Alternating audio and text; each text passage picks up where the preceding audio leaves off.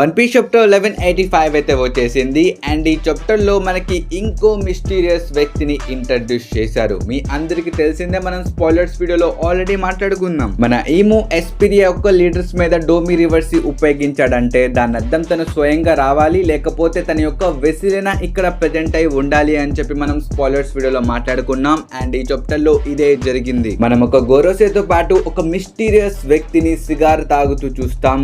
And నాకు తెలిసి మన గాన్కో కన్నా ముందు తినే ఈము యొక్క వెసిల్ అయి ఉంటాడు. బట్ ఈ చాప్టర్ లో చాలా క్రేజీ స్టఫ్ జరిగే మనం అవన్నిటిని కవర్ చేయబోతున్నాం. సో మీరు అందరూ ఇయర్ ఫోన్స్ పెట్టేసుకుంటే లెట్స్ స్టార్ట్ దిస్ వీడియో. ఈ చాప్టర్ యొక్క కవర్ ప్యానెల్ లో మీరు మన బువా హ్యాకింగ్ ని చూసుకోవచ్చు. ప్రస్తుతం తను మీట్ వండడం ప్రాక్టీస్ చేస్తుంది అనమాట. అంటే మన లూఫీ నెక్స్ట్ టైం వస్తే వండి పెట్టేద్దామని చెప్పి తను ఇక్కడ మీట్ లో వండేస్తుంది. ఈ చాప్టర్ స్టార్ట్ అయ్యేది మన కింగ్ రూయిన్ నుంచి. ప్రస్తుతం తను క్యాండిల్ కి ఆర్డర్స్ ఇస్తాడనమాట.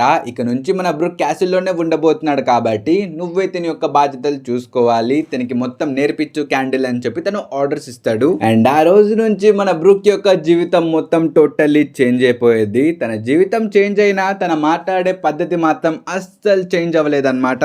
ఈ క్యాసిల్ లో ఉన్న ప్రతి ఒక్క అమ్మాయికి మన బ్రూక్ డే 1 నుంచే లైన్ కొట్టడం స్టార్ట్ చేస్తాడు. అండ్ క్యాండిల్ కి కూడా చెప్తాడు, ఈ క్యాసిల్ లో చాలా అందమైన అమ్మాయిలు ఉన్నారు, బట్ క్యాండిల్ నువ్వే నా నంబర్ 1 అని చెప్పి తను అంటాడు. ఇది విని ఆబ్వియస్లీ మన క్యాండిల్ తిట్టిద్ది. కానీ దీని తర్వాత తన్ని స్కూల్ కి తీసుకెళ్తారనమాట. ఇక్కడ అందరు యూనిఫామ్ వేసుకుంటే మన బ్రూక్ మాత్రం యూనిఫామ్ వేసుకోడు. వీళ్ళందరూ మన బ్రూక్ ని అడుగుతారు, ఏంటి బ్రూక్ నువ్వు ఎందుకు యూనిఫామ్ వేసుకోవట్లేదు అని చెప్పి వీళ్ళందరూ తన్ని అడుగుతారు. అండ్ మన బ్రూక్ చెప్తాడు, నేను ఈ స్టడీస్ లో ఎక్కువ పడిపోతే నేను నా ప్యాషన్ ని మర్చిపోతాను, నేను నా స్వాగ్ ని వదిలేసుకుంటాను. అలా అయితే నేను ఎప్పుడు మ్యూజిక్ ని కంపోజ్ చేయలేను, అందుకని నేను ఆ యూనిఫామ్ ని వేసుకోను, that is not my style అని చెప్పి తను అంటాడు. ఇంకిలాగే రోజులు గడుస్తూ వెళ్తాయి. వీళ్ళు ట్రైనింగ్ చేస్తారు, కలిసి తింటారు. మన బ్రూక్ అండ్ క్యాండిల్ యొక్క బాండింగ్ కూడా చాలా మంచిగా ఉండిద్ది. అది చూసి చాలా మంది జెలసీగా ఫీల్ అవుతారు అనమాట.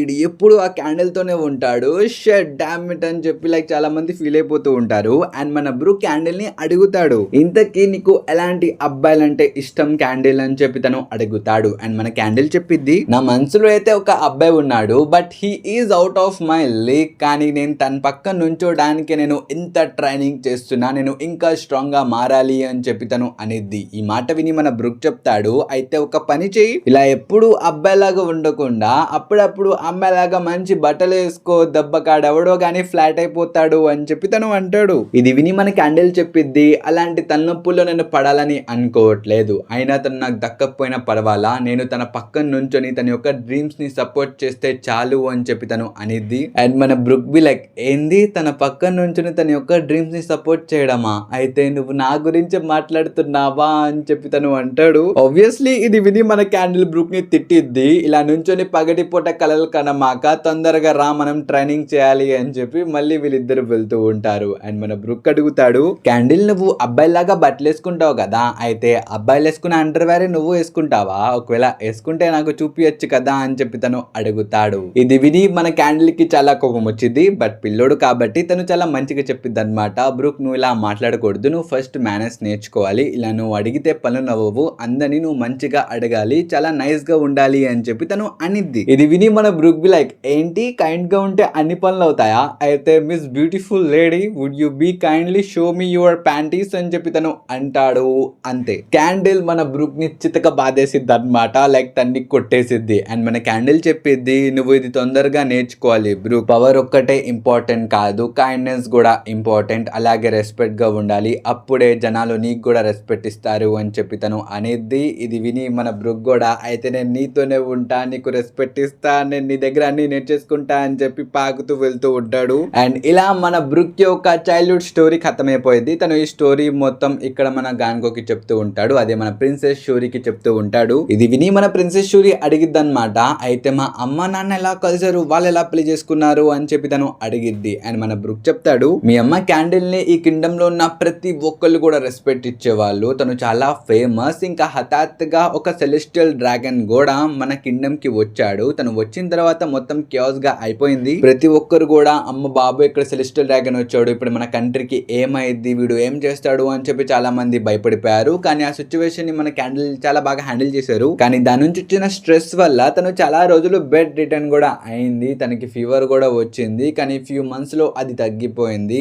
అండ్ అప్పుడే మన ప్రిన్స్ రూయన్ ఫైనల్లీ కింగ్ రూయన్ లాగా మారి ఈ కంట్రీ యొక్క బాధ్యత బాధ్యతలు తీసుకొని తను క్యాండిల్ ని ఇష్టపడుతున్నాను, తన్నే పెళ్లి చేసుకుంటానని చెప్పి ఈ కింగ్డమ్ మొత్తానికి అనౌన్స్ చేసి చెప్తారు. ఇది విని కింగ్డమ్ లో ఉన్న ప్రతి ఒక్కరు చాలా హ్యాపీగా అయిపోయారు. అండ్ ఫ్యూ మంత్స్ తర్వాత ఒక చిన్న షూరి అనే పాప కూడా వాళ్ళకి పుట్టింది అని చెప్పి మన బ్రూక్ ఇక్కడ పాట పాడుతూ ఈ స్టోరీ చెప్తూ ఉంటాడు. ఇది విని మన ప్రిన్సెస్ షూరి చెప్పింది, అసలు ఏంది బ్రూక్, నువ్వు ఎప్పుడు మా అమ్మ నాన్న గురించి మాట్లాడుతూ ఉంటావు, వాళ్ళ కోసం నువ్వు నీ ప్రాణాలైనా ఇచ్చేస్తావు కదా, కానీ నా సంగతి ఏంది, నేను ఆపదలో ఉంటే నువ్వు నా ప్రాణాలని కాపాడడానికి వస్తావా అని చెప్పి తను అడిగిద్ది. ఇక్కడ మన బ్రూక్ కొంచెం గ్యాప్ తీసుకొని చెప్తాడు, హా నేను ఎందుకు రాను, నువ్వు వాళ్ళిద్దరు కూతురు కాబట్టి ఆబ్వియస్లీ నువ్వు కాపాడడానికి నేను వస్తాను, నా ప్రాణాలు కూడా నీ కోసం ఇచ్చేస్తాను అని చెప్పి తను అంటాడు. ఇది వినిన తర్వాత మన ప్రిన్సెస్ షూరి ఏడ్చిద్ది, నేను వాళ్ళిద్దరు కూతుర్ని కాబట్టి నువ్వు నన్ను కాపాడడానికి వస్తున్నావు, ఒకవేళ వాళ్ళు నా పేరెంట్స్ కాకపోతే నువ్వు నన్ను కాపాడడానికి రావు కదా బ్రూక్, యూ బాస్టర్డ్ అని చెప్పి తను ఏడుస్తూ ఉంటుంది.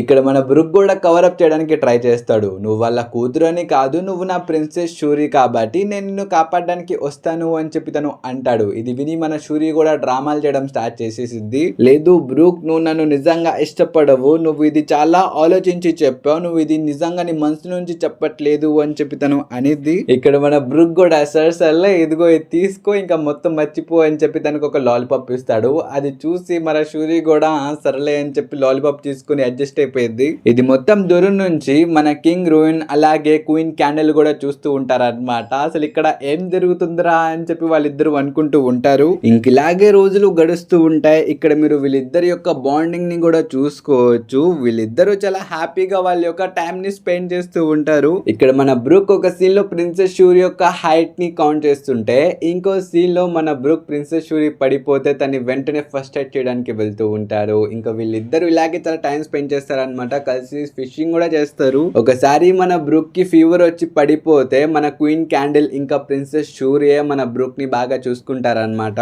ఇప్పుడు మొత్తం మీకు చాలా హ్యాపీగా కనిపిస్తుంది కదా, ఇంకిక్కడే మొత్తం నాశనం చేయడానికి మన ఓడా సెన్సే స్టోరీ మొత్తాన్ని మార్చేస్తారు. ఇక్కడ హఠాత్తుగా ఒక రోజు ఒక మిస్టీరియస్ ఫాగ్ అనేది ఈ కింగ్డమ్ మొత్తాన్ని చుట్టేసిద్ది. ఇది న్యాచురల్ ఫాగా లేకపోతే మ్యాన్ మేడ్ ఫాగా అనేది ఇంకెవ్వరికి తెలీదు. ఇది న్యాచురల్ ఫాగ్ అయితే లైక్ ఎప్పుడో ఒక రోజు వెళ్ళిపోయింది కదా, కానీ ఇది అసలు ఎక్కడ కదలట్లేదు, ఇది ఇలాగే ఉంది. కానీ కింగ్డమ్ లో ఉన్న ఎవ్వరు వాళ్ళ హోప్స్ ని వదులుకోరన్నమాట. ఈ ఫాగ్ వెళ్ళిపోయిద్ది అని చెప్పి వీళ్ళందరూ దాదాపు 1 year వెయిట్ చేస్తారు, కానీ ఫాగ్ ఎక్కడికి వెళ్ళదు. ఈ కింగ్డమ్ లో ఉన్న మ్యూజికల్ ఇన్స్ట్రుమెంట్స్ అన్ని పాడైపోతాయి, అందరూ చాలా వీక్ అయిపోతారు, డిసీజెస్ కూడా వచ్చేస్తాయి. ఇప్పుడు ఇక్కడ ఇంత జరిగిన తర్వాత ఆబ్వియస్లీ కింగ్డమ్ యొక్క జీడిపి కూడా మొత్తం పడిపోయింది, ఎవ్వరు కూడా పనిలోకి సరిగ్గా వెళ్ళారు అనమాట.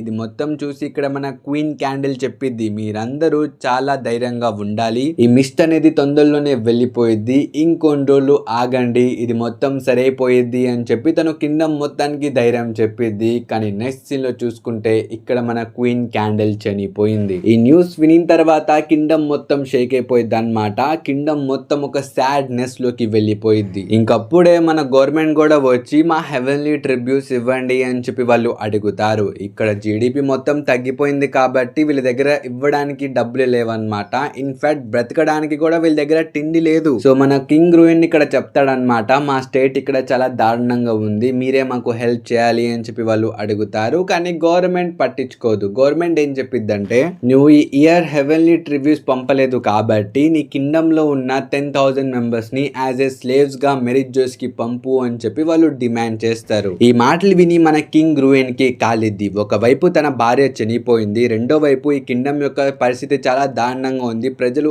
ఆకలితో చచ్చిపోతున్నారా అంటే ఈ గవర్నమెంట్ మమ్మల్ని ఒక ఫ్రెండ్లీ నేషన్ అని చెప్పి మాకు ఏ హెల్ప్ చేయకుండా ఇప్పుడు మా పీపుల్స్ ని యాజ్ ఎ స్లేవ్ గా పంపించు అని డిమాండ్ చేస్తుంది. నేను దీనికి ఒప్పుకోను. From now on this government is our enemy అని చెప్పి ఇక్కడ మన కింగ్ రూయిన్ ప్రతి ఒక్కరికి డిక్లేర్ చేసి చెప్తాడు. మన బ్రూక్ ఇంకా మిగతా వాళ్ళు కూడా ఏ అబ్జెక్షన్ ఇవ్వరన్నమాట. వాళ్ళు లిటరలీ కింగ్ యొక్క ఆర్డర్స్ ని పాటిస్తారు. ఇక్కడ మన బ్రూక్ కూడా వార్ కి రెడీ అయిపోతాడు. అండ్ ఈ చాప్టర్ లో క్రేజియస్ట్ థింగ్ ఏంటో తెలుసా, ఈ కింగ్డమ్ లో ఉన్న ప్రతి ఒక్కరికి తెలుసు, దేర్ ఆల్ నో దట్ వాళ్ళు ఈ వరల్డ్ లో గెలిచినా ఓడిపోయినా ఎండ్ ఆఫ్ ది డే వాళ్ళు స్లేవ్ గా చనిపోతారని వాళ్ళకి తెలుసు. వాళ్ళు ఈ వరల్డ్ లో ఓడిపోతే అబ్బాయిల్ని గవర్నమెంట్ చంపేసిద్ది, అమ్మాయిల్ని స్లేవ్స్ గా మార్చేసిద్ది. ఈ కింగ్డమ్ లో ఉన్న ప్రతి ఒక్కళ్ళు కూడా చనిపోబోతున్నారని చెప్పి అక్కడ ఉన్న ప్రతి ఒక్కరికి తెలుసు. కానీ వాళ్ళేం డిసైడ్ చేశారు తెలుసా, ఒక స్లేవ్ స్లేవ్ గా చనిపోవడం కన్నా ఒక వారియర్ లాగా వాళ్ళ కోసం వాళ్ళ యొక్క ఫ్రీడమ్ కోసం ఫైట్ చేస్తూ చనిపోవాలని చెప్పి హోల్ కింగ్డమ్ డిసైడ్ అయిపోయింది.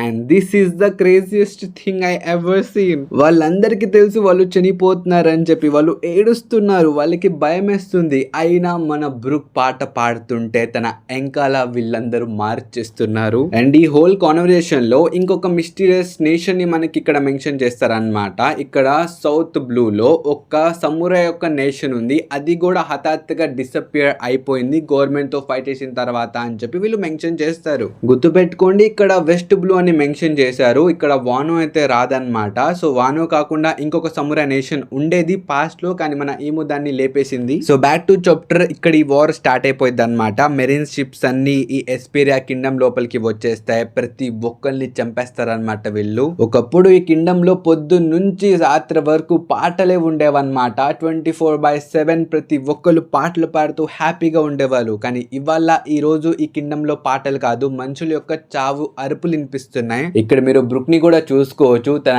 ఎంకల మార్చేస్తున్న ప్రజలందరూ చనిపోయిన తర్వాత కూడా మన బ్రూక్ ఇక్కడ లేదు, నేను గివ్ అప్ చేయను, నేను ఇంకా కొంతమందిని ప్రొటెక్ట్ చేయగలను అని చెప్పి ఫైట్ చేస్తూ ఫైనల్లీ ఆ క్యాసిల్ లోపలికి వెళ్తాడు. అక్కడ మన ప్రిన్సెస్ షూరీ ఒక డీమన్ లాగా కనిపిస్తుంది. తను తన ఫాదర్ ని చంపేసింది. తన ఫాదర్ యొక్క రక్తం తన ఫేస్ మీద ఉంటే అది తను లిక్ చేస్తూ, హే బ్రూక్, నీకు వార్స్ అంటే ఇష్టం లేదు కదా, చూడు వార్ చేసినోడు చనిపోయాడు, ఇప్పుడు నువ్వు సంతోషంగానే ఉన్నావు కదా అని చెప్పి తను అనిద్ది.